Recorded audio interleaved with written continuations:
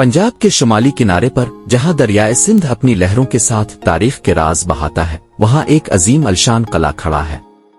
कला अटक।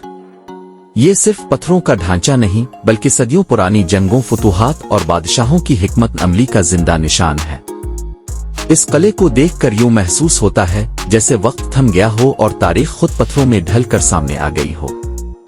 कला अटक की बुनियाद 1581 ईस्वी में मुगल बादशाह अकबर आजम के हुक्म से रखी गई। इस वक्त मुगल सल्तनत को शुमाल मगरबी सम्त से हमेशा हमलों का खतरा रहता था। अफगान और उज़्बक सरदार अक्सर काबुल के रास्ते हिंदुस्तान पर चढ़ाई करते।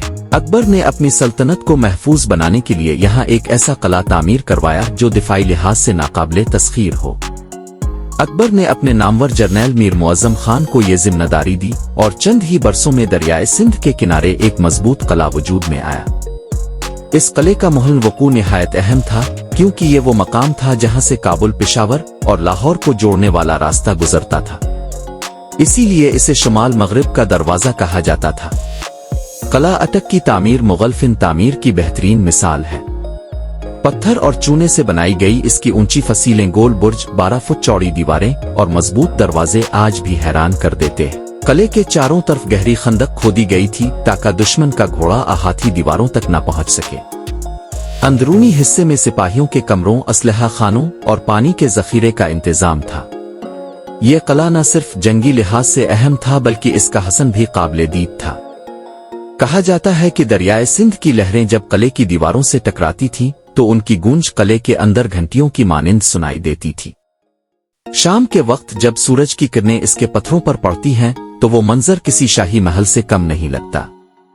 वक्त गुजरता गया और किला अटक कई सल्तनतों के हाथों में आता गया।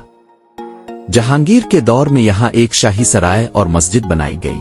अहमद शाह अब्दाली ने इसे अपनी फतूहात के दौरान कब्जे में लिया। बाद में रंजीत सिंह के सिखों ने इसे अपनी फौजी छावनी बना लिया। फिर अंग्रेजों के जमाने में यहाँ तोपें नस्ब की गईं और किला बरतानवी फौज के ज़ेरे इस्तेमाल रहा। हर दूर ने किले पर अपने नक्श छोड़े, मगर उसकी असल शान बरकरार रही। जंगों, तोपों और हमलों के बावजूद किला अटक आज भी मजबूती से खड़ा है। काम पाकिस्तान के बाद यह किला पाकिस्तान आर्मी के कंट्रोल में आ गया और अब ये एक महफूज तारीखी मकाम है। अवाम के लिए महदूद रसाई है, मगर जो भी इसके करीब पहुंचता है वो इसकी अजमत से मुतासिर हुए बगैर नहीं रह सकता। कहा जाता है कि जब रात के वक्त दरियाए सिंध के पार से हवाएं चलती हैं, तो यूं महसूस होता है जैसे सदियों पुराने सिपाही अब भी अपनी चौकियों पर खड़े हैं और अटक का ये किला आज भी अपनी सरहदों का पहरा दे रहा है। ये किला सिर्फ पत्थरों की इमारत नहीं, बल्कि एक अहद का किस्सा है। वो अहद जब मुगल बादशाहों ने अपनी सल्तनत की सरहदों को ईमान, अक्ल और फिन से महफूज बनाया। और आज भी किला अटक इसी शान से दरियाए सिंध के किनारे पहरा दे रहा है, अपने नाम की तरह मजबूत, अजीम और अटल।